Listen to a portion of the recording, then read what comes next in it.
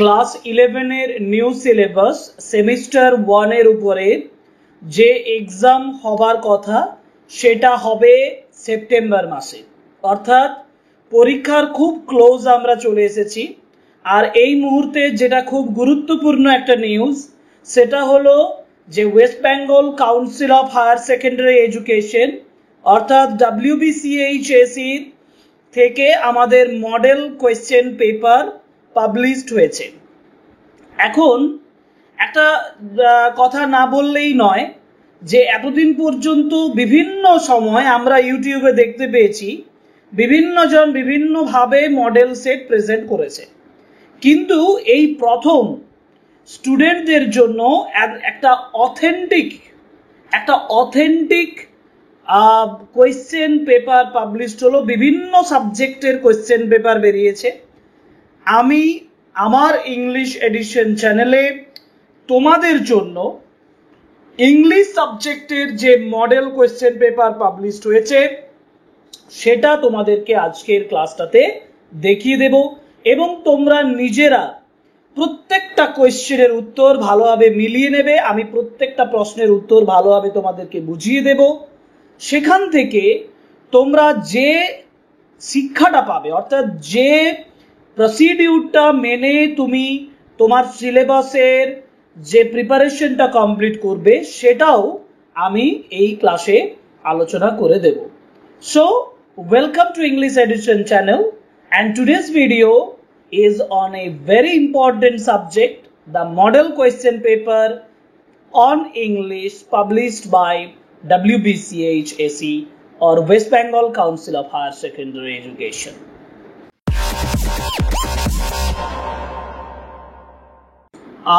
প্রথমত আমরা এই বিষয়টা সম্পর্কে জানি যে আমাদের প্রোজ পোরশন থেকে, দেখো এখানে প্রোজ পোরশনের উল্লেখ আছে, প্রোজ পোরশন থেকে আমাদের 10টা এমসিকিউ করতে হবে।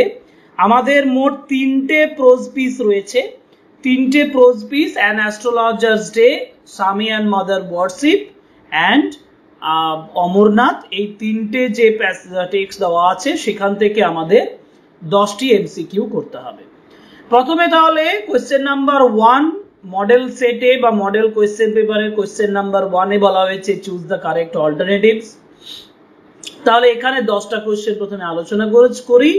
প্রোজ পোরশন থেকে 10টা কোয়েশ্চেন আলোচনা করছি, দেখে নাও।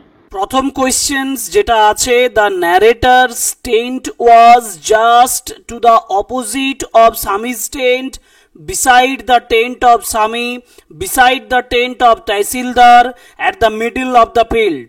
তোমরা টেক্সটটা ভালোভাবে ফলো করলে দেখতে পাবে যে দ্য ন্যারেটরের যে টেন্ট, ন্যারেটর মানে সিস্টার নিবেদিতা, তার যে টেন্ট, সেই টেন্টটা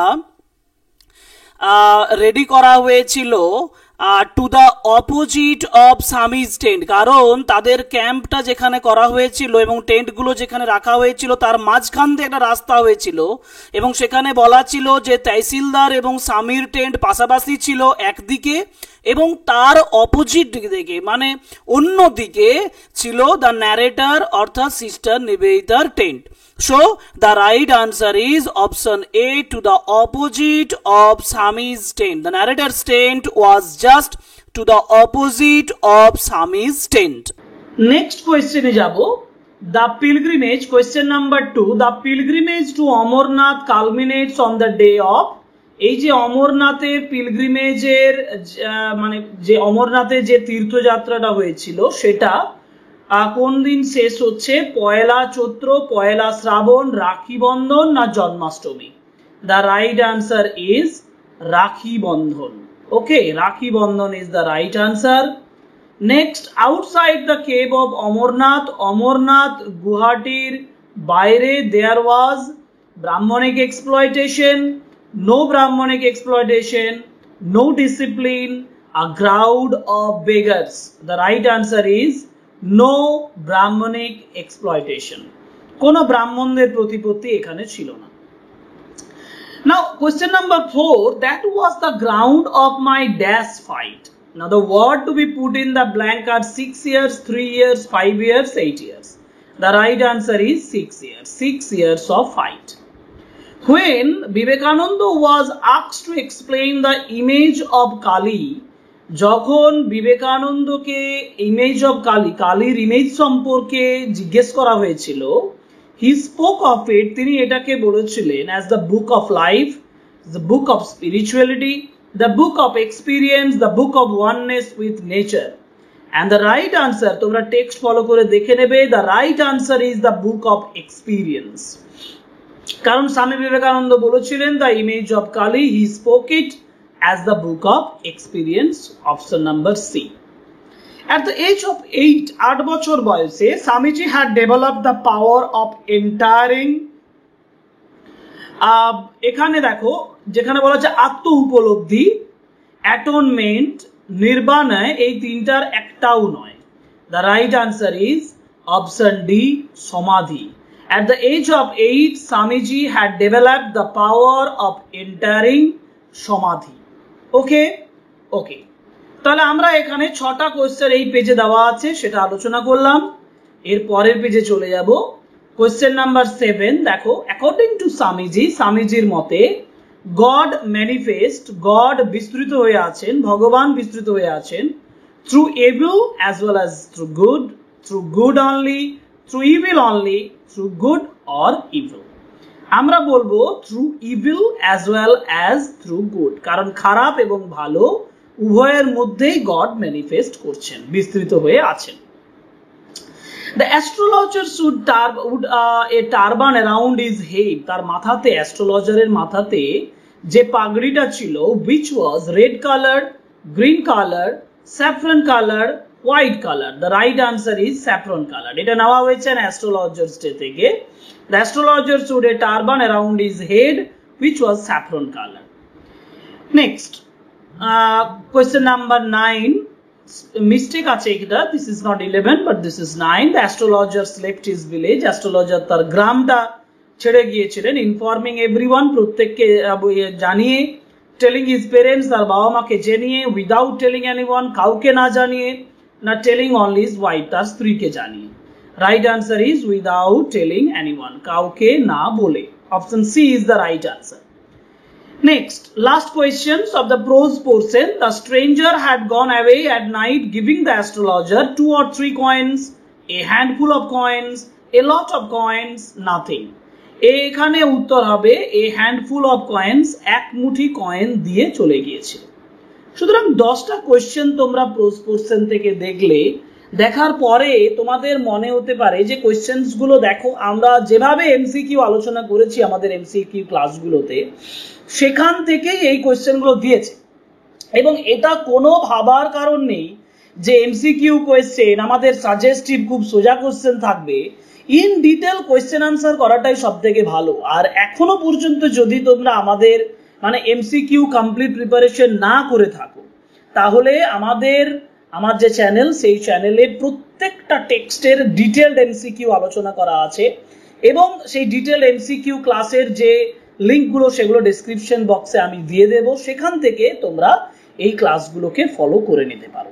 ওকে, যাই হোক, এবার পোয়েট্রি পোর্শনে যাই। দেখো আমাদের সিলেবাস অনুযায়ী প্রোজ পোর্শনে যেমন 10 মার্কসের কোয়েশ্চেন আছে, পোয়েম পোর্শন, যেটা পোয়েম পোর্শন বলে, দেখো পোয়েম পোর্শনেও কিন্তু আমাদের 10 মার্কসের মানে 10টা এমসিকিউ থাকবে। 10 মার্কস রয়েছে, 10 এমসিকিউস। এবং আমরা জানি আমাদের 3টে টেক্সট করতে হয়েছে, composed upon Westminster Bridge, the bangle sellers and the second coming. এখন এখান থেকে যে কোয়েশ্চেন্স গুলো পর্ষদ থেকে পাবলিশ করেছে সেগুলো করে নিই। বলা যায় না যে এখান থেকেই হয়তো অনেকে তোমরা কমন পেয়ে যাবে, সুতরাং তোমাদের এটা প্রাইমারি ডিউটি যে পর্ষদের নমুনা প্রশ্নপত্র, যেটা মডেল কোয়েশ্চেন পেপার দিয়েছে ইংলিশের উপরে, সেটা তোমাদের ভালোভাবে প্র্যাকটিস করে নেওয়াটা উচিত বলে আমি মনে করছি। আশা করি তোমরা আমার অ্যাডভাইসটা ফলো করবে।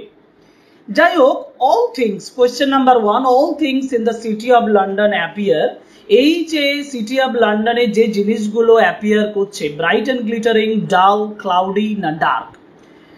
এখন সমস্ত জিনিসগুলো bright and glittering is the right answer, dull নয়, ক্লাউডি নয়, ডার্ক নয়, option A is the right answer, all the things are bright and glittering. Question number 2, and all that mighty heart is lying still. Mighty heart refers to, mighty heart বলতে কাকে বোঝানো হয়েছে? Bridge, river Thames, city of London, England. The right answer is City of London. Option C is the right answer. The poet personified the river. কবি এই রিভারটাকে personify করছেন the Thames নদীর কথা বলেছেন। তো রিভারের যে পার্সনিফাই করছেন সেই রিভারটিকে কি হিসাবে পার্সনিফাই করছেন? Old women, feminine figure, masculine figure না নিউটার? দেখবে তোমরা পোয়েমটা পড়তে গিয়ে বলা আছে যে the river flows at his own sweet will, কথাটা লেখা আছে দেখবে হিজ, ওই হিজ কথাটা প্রমাণ করে। এটা আমাদের এমসিকিউ ক্লাসেও আমরা আলোচনা করেছি, যে এমসিকিউ ক্লাসটা আমরা সনেট এর এই সনেটটার উপরে করেছি, কম্পোজড আপন ওয়েস্টমিনস্টার ব্রিজ, সেখানে স্পষ্ট আছে যে লন্ডনকে ম্যাসকুলাইন ফিগার হিসাবে করা হয়েছে কারণ লন্ডনকে হিজ হিসাবে বলা হয়েছে। Option B is the right answer. Now what did the poet never feel before? আগে তিনি কোনটা অনুভব করেননি? The right answer is a calm so deep. Option A is the right answer. Question number 4. Option A. What did the poet never feel before? The right answer is a calm so deep. Now what does gyre means in the second coming? Second coming কবিতায় gyre কথাটার মাধ্যমে কি বোঝানো হয়েছে? The right answer is option C, a circular or spiral motion. Option C is the right answer. The title the second coming signifies, second coming কোনটা signify করছে? The returns of Jesus Christ, return of the poet, return of the king, all of these. The right answer is option A, return of Jesus, কারণ second coming টা একটা মানে এর allude করে, যেটা মানে যেটা কিসের allusion? এটা হচ্ছে returns of Jesus Christ, এটাই symbolically present করে। But this is actually done in an ironical way, or actually the poet ridicules, the poet actually here makes a strong rebuke against this message because of the situations that he has mentioned. Okay, now what does the falcon symbolize in the poem Second Coming? Second Coming কবিতায় falconer কথা কারা symbolize করেছে? Jews, English, Hindus না Christians? এখন আমরা এখানে সারা সিচুয়েশনসটা সারা বিশ্বের ক্ষেত্রে করা হয়েছে, কিন্তু মূলত এখানে যেহেতু সেকেন্ড কামিংটা একটা খ্রিস্টান মাইথোলজিক্যাল কনসেপ্ট নিয়ে আসা হয়েছে, সেহেতু আমি এখানে ক্রিশ্চিয়ানস করব। Option D is the right answer, Christians. Sarojini Naidu is known as the nightingale of, Sarojini নাইডুকে নাইটিঙ্গেল কিসের বলা হয়? Nightingale of India, England, China, Pakistan? Right answer is nightingale of India. The Bengal Sellers of Sarojini Naidu is included in Bengal Sarojini Naidur যে Bengal Sellers সেটা কিসের মধ্যে include করা হয়েছে? The Broken Wing, The Golden Threshold, The Bird of Time, The Golden Treasure? The right answer is The Bird of Time. Option C is the right answer. The rhyme schemes of each stranger of the Bengal Seller, Bengal Seller এর প্রত্যেকটা যে stranger rhyme scheme, সেই rhyme schemeটা কোনটা? AB AB AB, ABC ABC, ABCD AB না AABBCC? দেখবে তোমরা rhyme স্কিমটা মিলিয়ে, আমরা যখন পোয়েটিক অ্যানালিসিস করেছিলাম, বেঙ্গল সেলারের যে অ্যানালিসিস আমাদের চ্যানেলে যেটা দেওয়া আছে সেটা ভালোভাবে দেখে নাও, আমি স্পষ্ট সেখানে বলেছি AABBCC। ওকে, তাহলে আমরা 10 কোয়েশ্চেন্স করলাম পোয়েট্রি থেকে, প্রোজ থেকে 10 কোয়েশ্চেন্স হয়েছে, পোয়েট্রি থেকে 10 কোয়েশ্চেন্স হয়েছে। এরপরে আমরা চলে যাব কোয়েশ্চেন নাম্বার 3, যেটা আমাদের র্যাপিড রিডার পোর্শন থেকে আছে। তোমরা জানো র্যাপিড রিডার পোর্শনে আমরা 3টা টেক্সট পড়ছি, as you like it, Macbeth এবং Othello, written by William Shakespeare. এই 3টা শর্ট স্টোরি থেকে আমরা এক ড্রামা থাকলেও আমি বলবো স্টোরি, কারণ this are writtens in our syllabus as story form or in story form. Okay, তাহলে এই 3টে টেক্সট থেকে আমাদের কটা কোয়েশ্চেন আসার কথা ছিল? আমাদের এখান থেকে পাওয়ার কথা ছিল 10 কোয়েশ্চেন। দেখো এখানে টেলস ফ্রম শেক্সপিয়ার থেকে আমাদের 10 কোয়েশ্চেন্স দিয়েছে এবং 10 মার্কসের কোয়েশ্চেন আমরা এখান থেকে পাবো। Frederick disliked Orlando because he was the son of, Frederick অরল্যান্ডোকে অপছন্দ করতো কারণ he was the son of কে? Oliver, banished duke, Rowland de Boys না Adam? Option C, Rowland de Boys, because Orlando was the son of sir Rowland de Boys and he was one of the friends of the old duke, যার জন্য সে কিন্তু ঘৃণা করছিল Orlando. এবার যাব duke Frederick was completely change by, duke ফ্রেডারিককে কে change করছে? বেগার, হারমিট, মঙ্ক না প্রিস্ট? এটা একজন hermit, hermit in the wood, জঙ্গল একজন সন্ন্যাসী ছিল, তিনি তাকে পরিবর্তন করে দিচ্ছেন। ওকে ওকে, নেক্সট পেজে চলে যাই। নেক্সট পেজে বলা আছে রোজালিন্ড টিজড অরল্যান্ডো, রোজালিন অরল্যান্ডোকে বিদ্রুপ করছে, টিজ করছে বাই সেইং, কি বলেন? I love you, I hate you, you are very fool, Now if you would find the lover who had spoiled the bugs, you would advise him. এখন love your কথাও বলছে না, head your কথাও বলেনি, you are very ফুলের কথাও বলেনি, options D is the right answer. If she would find the lover who had spoiled the bugs, she would advise him. Okay, next, in the forest Rosalind and Celia met. Rosalyn এবং cilia কার সঙ্গে সাক্ষাৎ হয়েছিল? Shepherd, hermit, teacher না Hunter? দেখো Rosalyn এবং সিলিয়ার সঙ্গে যার সাক্ষাৎ হচ্ছে শেফার্ড নয়, হারমিট, টিচার না হান্টার? এখন রোজালিন এবং সিলিয়ার সঙ্গে দেখা হচ্ছে একজন শেফার্ডের, আমি ভুল বললাম, শেফার্ড নয় শেফার্ডই হবে, কারণ টিচার, হারমিট, হান্টার এই তিনজনের একটিও না, একজন শেফার্ড বয়ের সঙ্গে দেখা হচ্ছে এবং তার কাছ থেকে তারা কিন্তু একটা বাড়ি কিনে নিচ্ছে। Okay, Othello was, question number 5, Othello was Indian, Canadian, Moor না Arabian? The right answer is Moor, কারণ ওথেলো ওয়াজ দ্য মুর বলতে বোঝানো হয়েছিল যে একজন পার্সন যে জীবনের একটা পর্যায়ে স্লেভ হিসাবে বাস করেছিল, that's why he is called the Moor. না ব্রাবান্টিও ওয়াজ ব্রাবান্টিও কি ছিল? Wealthy merchant, rich senator, rich peasant না poor senator? The right answer is rich senator, Brabantio, option B is the right answer. The Turks had prepare to invade, তুর্কিরা কোথায় আক্রমণ করেছিল? Cyprus, Africa, France, Venice? The right answer is option A, cypress.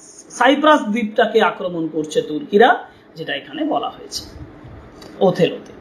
এবার question যাব, question number 8, যেখানে বলেছে ইয়াগো ওয়াজ, ইয়াগো কে ছিল? ইয়াগো was good at heart, ভালো হৃদয়ে, লার্নেড, শিক্ষিত, ভেরি রিলিজিয়াস, খুব ধর্মীয় না ক্র্যাফটি? অ্যাকচুয়ালি ইয়াগো ওয়াজ ক্র্যাফটি, এটা স্পষ্ট বলা আছে, তোমরা দেখে নেবে। ইয়াগো ওয়াজ ক্র্যাফটি, এই পার্টিকুলার লাইনটা ওখানে লেখা আছে, ইয়াগো ওয়াজ ক্র্যাফটি, নিপুণ ছিল। ওকে, next, among the horrible ingredients of the witches there was the gall of a, কিসের গল ছিল? gall of a newt, gall of a dragon, gall of a wolf না gall of a goat? দেখো এইখানে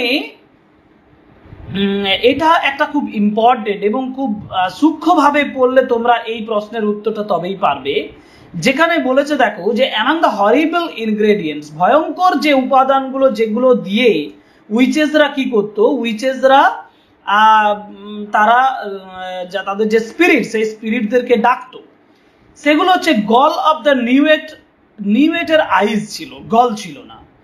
উলফ নয়, dragon নয়, ড্রাগনের তো scale ছিল, and option D goat, gall of a goat is the right answer. Okay, next, lady Macbeth treated Duncan, lady Macbeth ডানকানকে treat করেছিল উইথ হার কি দিয়ে? Smiles and charming etiquette, rough attitude with camouflaging her treacherous purpose, indifferent attitude না none of this? ভালোভাবে দেখো, যখন Duncan তাদের ঘরে প্রবেশ করছে, ডানকান তাদের ক্যাসেলে প্রবেশ করছে, তখন কিন্তু তার মুখের উপরে স্মাইল ছিল অ্যান্ড চার্মিং অ্যাটিকুয়েট ছিল। এই স্মাইল এবং চার্মিং অ্যাটিকুয়েট দিয়েই সে ডানকানের কাছে নিজেকে প্রেজেন্ট করছে এবং ডানকানকে হোস্ট হিসাবে যা দায়িত্ব, সেই দায়িত্বটা পালন করছে। So this are the 10 questions from the rapid reader. এবার আমরা যাব কোয়েশ্চেন নাম্বার 4।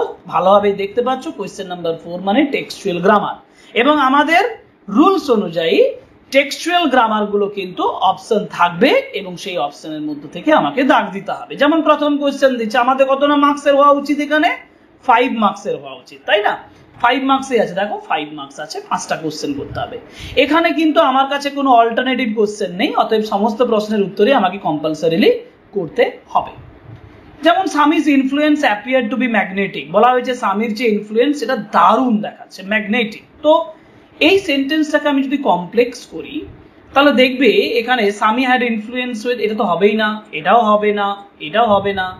এক কথায় it was Swami's influence that appeared to be magnetic. এটা দেখো একটা কমপ্লেক্স সেন্টেন্স হচ্ছে, it was Swami's influence that appeared to be magnetic.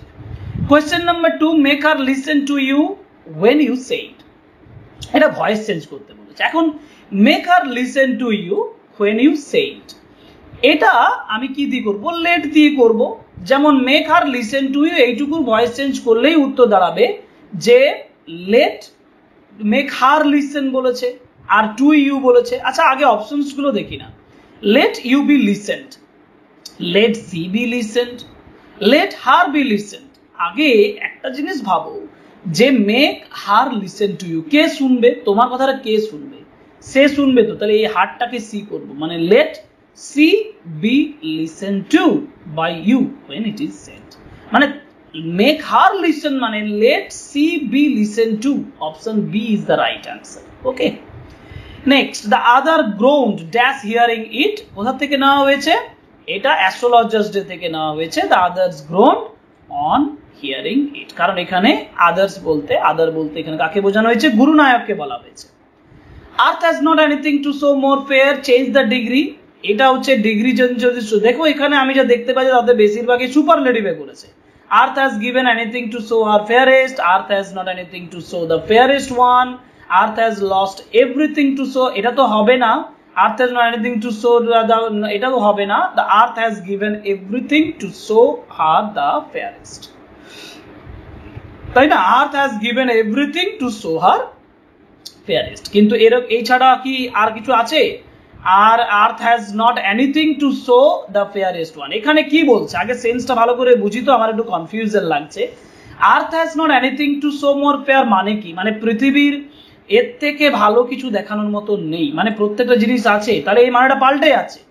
তাহলে মানেটা যদি পাল্টে যায় তাহলে আমি এই উত্তরটা করতে পারবো না, এই উত্তরটা হবে না। তাহলে উত্তর কোনটা হবে?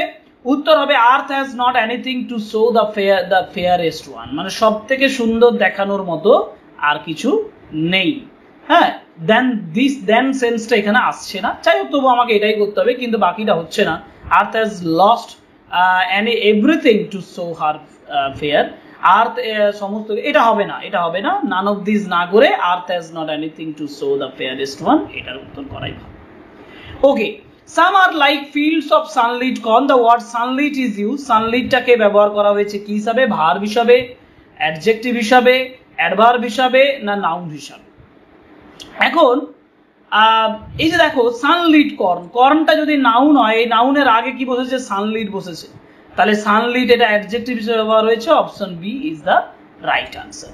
ওকে, এবার কোশ্চেন নাম্বার 5-এ যাব, এবং কোশ্চেন নাম্বার 5-এ কম্প্রিহেনশন আনসিনের কথা বলেছে, এবং এই কম্প্রিহেনসিভের আনসিনের উত্তরগুলো করার জন্য আমাকে আনসিনটা ভালোভাবে আগে বুঝতে হবে। আমি তোমাদের আনসিনটা ভালোভাবে বুঝিয়ে দিচ্ছি, দেখে নাও, এবং লাইন বাই লাইন ফলো করো, তারপরে কোশ্চেন আনসারগুলো দেখে নাও। মিনিংটা বোঝাটা অত্যন্ত গুরুত্বপূর্ণ বিষয়। যেমন এখানে বলেছে দেখো যে life without value education, value education মানে হচ্ছে মূল্য শিক্ষা, মূল্যবোধের শিক্ষা ছাড়া জীবন is like a ship without rudder, একটা জাহাজের যেমন রাডার বাদ দিয়ে জাহাজ চলে না, ঠিক সেমনি একটা জীবনে ভ্যালু এডুকেশন ছাড়া জীবন চলতে পারে না। Educations without values or edifications will fall short of achieving its goal. Education যেটার মধ্যে ভ্যালুজ নেই, মূল্যবোধ নেই, সেই এডুকেশনটা will fall short, এটা কিন্তু কাজে দেবে না, এটার নির্দিষ্ট যে এরিয়া সেটা ছোট্ট হবে। and achieving its goal, এর যে লক্ষ্য সেই লক্ষ্য অর্জন করতে কিন্তু এটা শর্ট হয়ে যাবে, এটা কিন্তু আটকে যাবে, এটা আটক হয়ে যাবে, এটা লম্বা হবে না, মানে এটা কাজ করবে না।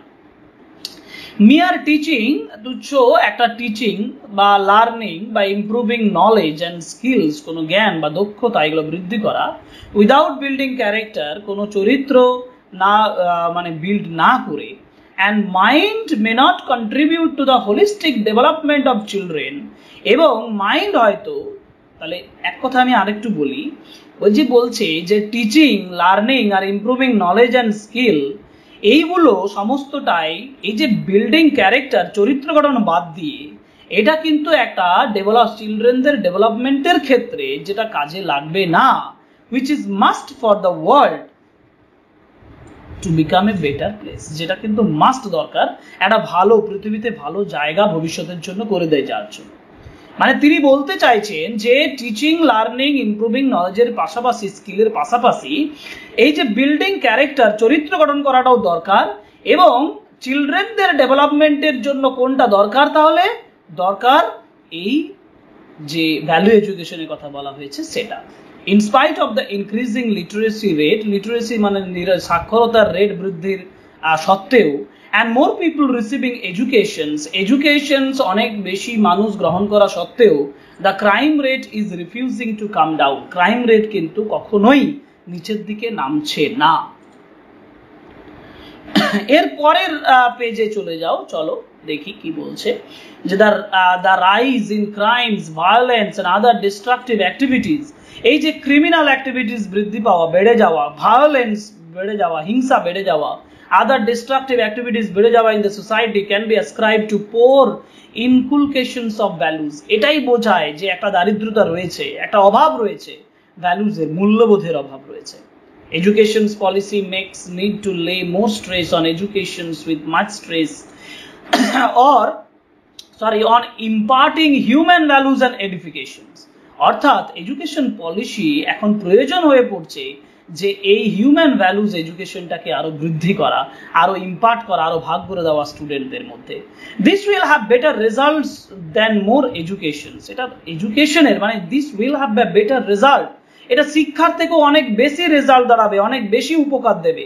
Once values are given priority of life, একবার যদি জীবনে আমরা ভ্যালুজ, মূল্যবোধের উপরে বেশি গুরুত্ব দিই, all the negative aspects of life will automatically evade, সমস্ত নেগেটিভ অ্যাসপেক্টস গুলো, নাসূচক দৃষ্টিভঙ্গিগুলো, সেগুলো কি হবে, ইভেড, সরে যাবে, নষ্ট হয়ে যাবে।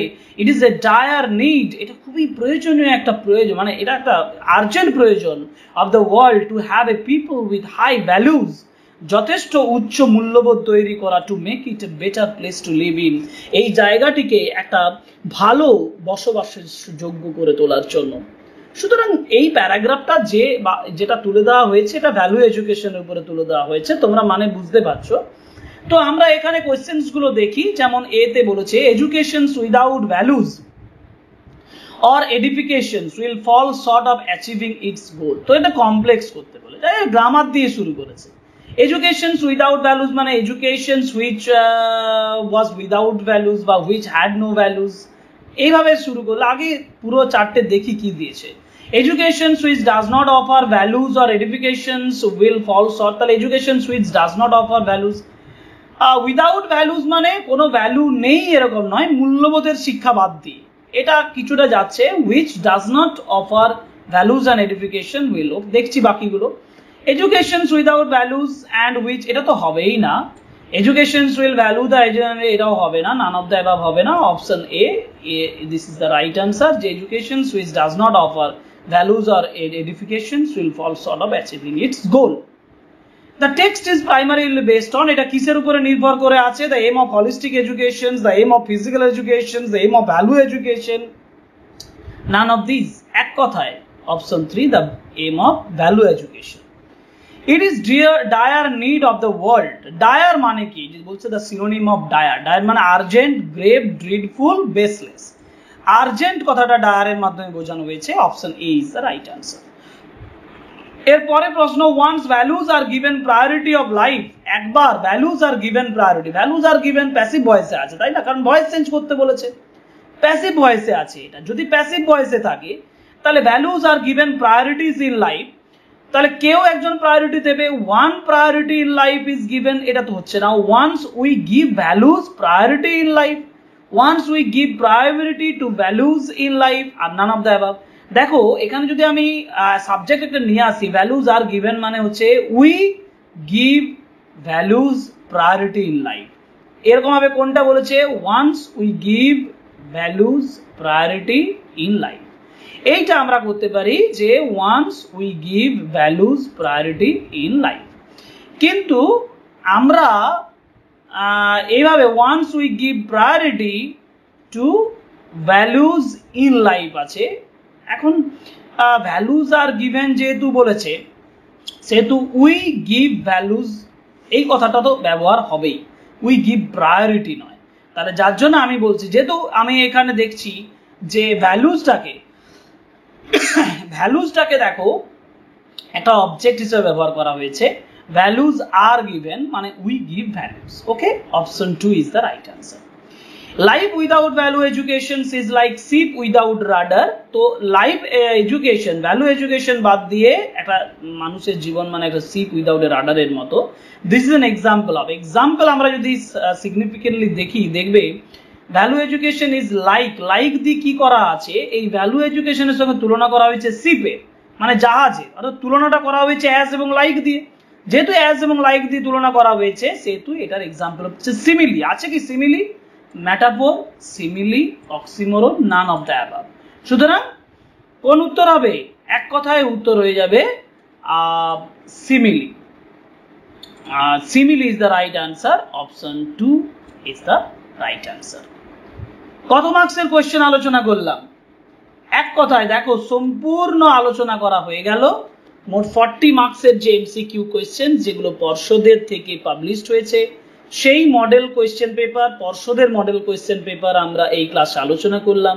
তোমরা 1 বাই 1 আশা করি কোয়েশ্চেনগুলো বুঝে নিয়েছো। আমি আবার বলছি, রিপিট করছি, যে পর্ষদের কোয়েশ্চেন পেপার প্রিপারেশন করাটা অত্যন্ত জরুরি, কারণ এটা আমাদের ফার্স্ট ইয়ারের সেমিস্টার এক্সাম, মানে প্রথম বছর, প্রথম সিলেবাস ইন্ট্রোডিউস করার পরে প্রথম বছর সেমিস্টার 1 আমরা পরীক্ষা দেব। আমাদের কাছে এই পরীক্ষাটা খুবই গুরুত্বপূর্ণ। পরীক্ষা কেন গুরুত্বপূর্ণ? এবং অন্যান্য যে ক্লাসগুলো থেকে আমি যেভাবে পড়েছি, এই ক্লাসটা হওয়ার পরে আমার পড়ার ধরনটা একটু হলেও পাল্টে যাবে। কেন পাল্টে যাবে না? দেখো বিভিন্ন বই বিভিন্নভাবে আমাদের কাছে বলেছে যে আমাদের এরকম ছকের আকারে পড়বে, আমাদের এভাবে বিভিন্ন ভাবনা চিন্তার অ্যাপ্লিকেশন ওর ওয়াইজ কিছু কোয়েশ্চেন থাকতে পারে, সেটাকে সমস্ত খণ্ডন করে দিয়ে সিম্পল ওয়েতে এমসিকিউ কোয়েশ্চেন পাবলিশড হয়েছে। আমি এই কোয়েশ্চেন পেপারটা থেকে যতটা সম্ভব বুঝতে পারছি যে এই কোয়েশ্চেনগুলো সহজ সরল হতে চলেছে। শুধুমাত্র তোমাদেরকে বলেছে read through out the text, তোমরা পড়ো এবং পড়ে এমসিকিউ গুলো করো, কারণ এই যে টেক্সট ফলো করার থেকে বিকল্প আর কিচ্ছু নেই। আরেকটা বিকল্পের কথা বলতে পারি, সেটা হচ্ছে যে আমার যে চ্যানেল, সেই চ্যানেলে প্রত্যেকটা টেক্সটের এমসিকিউ অ্যানালিসিস আলোচনা করা আছে।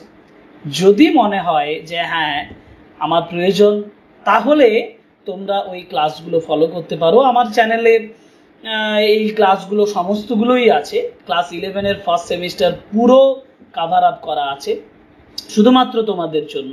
সেখানে গিয়ে তোমরা ক্লাসগুলো করো এবং প্রিপারেশন নাও। কিন্তু অবশ্যই পর্ষদের কোয়েশ্চেনটা তোমাদের করতেই হবে, কারণ this is the first year after the introductions of the semester syllabus. Okay, so this is all for today and we will see you in our next class. কিন্তু ক্লাসটা শেষ হওয়ার আগে আরো একবার রিকোয়েস্ট করব, please subscribe the channel and like, comment and share our videos.